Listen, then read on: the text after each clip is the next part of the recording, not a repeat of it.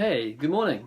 It's great you're able to be with us again during our series of daily devotionals. And over the last couple of days, we've been going through Jesus' parable about wineskins and wine in Matthew chapter 9.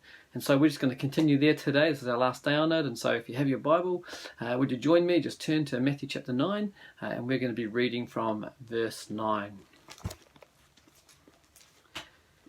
As Jesus passed on from there, he saw a man called Matthew sitting at the tax booth, and he said to him, "Follow me."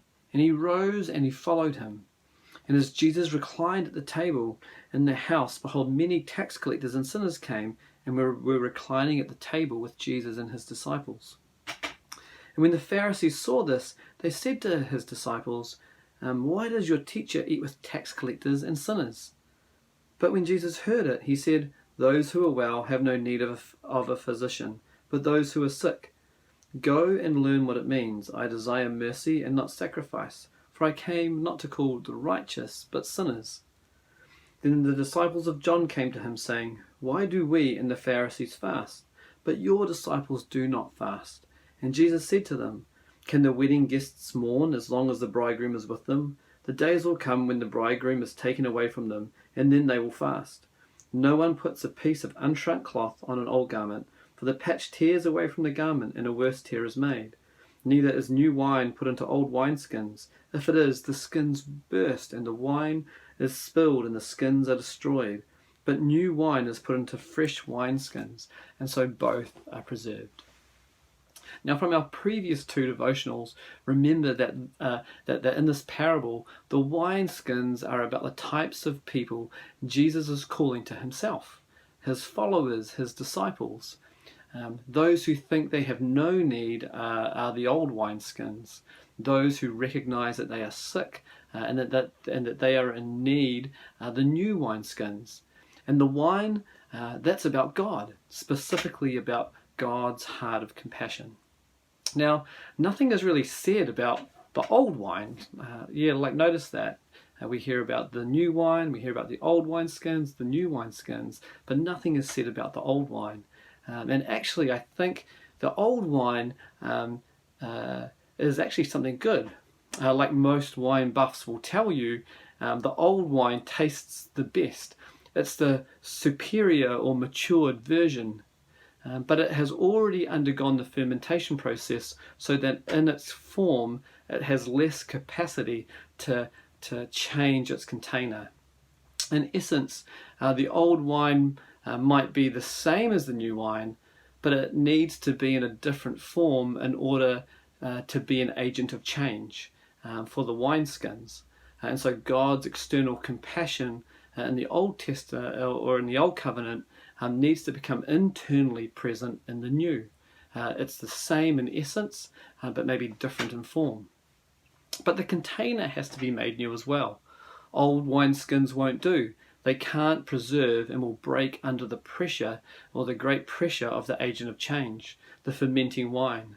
We're all like the old wineskins, and we need to be made anew, which is the picture we get from the context of Matthew in chapters 8 and 9. Jesus goes around cleansing people. He heals them. He renews them. He brings them back together. He brings them back to life. He makes them whole. And in this parable, Jesus is highlighting our need to be made new.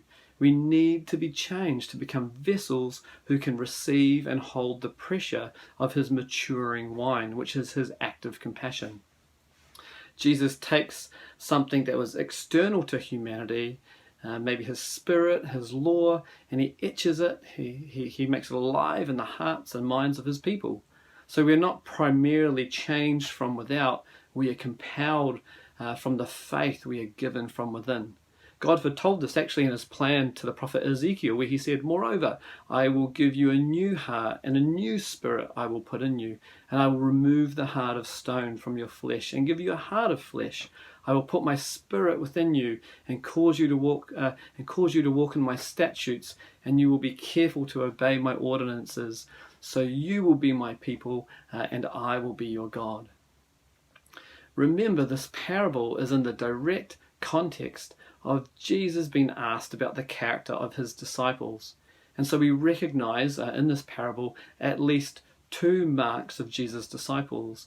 And the first, as Ezekiel foresees, is that they are changed from within by God, by his love and compassion.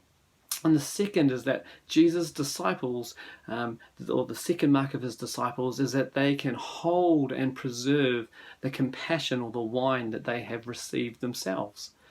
Jesus says in the Gospel of John, "By this you will know who my disciples are," or "By this all will know that you are my disciples, if you have love for one another."